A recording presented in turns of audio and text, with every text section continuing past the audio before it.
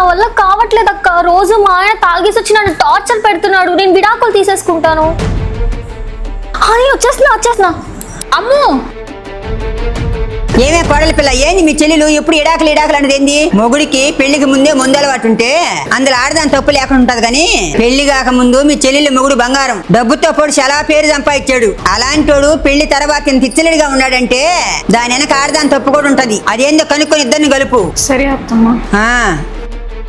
అవునే, అమ్మ చెప్పింది 100% కరెక్ట్. అలానే నాకు తెలిసిన నిజం చెప్తా విను. నీ చెల్లి అమ్ము వాళ్ళ క్లాస్మేట్ తో మాట్లాడుతున్నంట. వాళ్ళ మధ్య ఎటువంటి చెడ్డ ఆలోచనలు లేవు. కానీ నీ చెల్లిని అపారంగా ప్రేమించినోడు ఇంట్లోనే ఉండి ఈయన్ని భరించలేకపోతున్నాడు. అందుకే ఆ వంతన తాగతా బాధపడతా ఉన్నాడు. తాగి వాడిని వాడు నాశనం చేసుకున్నాడు. కానీ నీ చెల్లిని ఒక్క మాట లేదు, అలానే చెయ్యట్లేదు. అలాంటప్పుడు తనతో మాట్లాడడం ఇష్టం లేదని నాకే చెప్పొచ్చు కదా బావా. అతి ప్రేమతో అన్ని అడిగితే అనుమానం అంటదమ్మా ఈ లోకం. ఆలు మొగల మధ్యలో అనురాగం ఉండాలి తప్ప అనుమానం ఉండకూడదమ్మా. వెళ్ళి నీ కాపురం నిలబెట్టుకోపోమ్మా.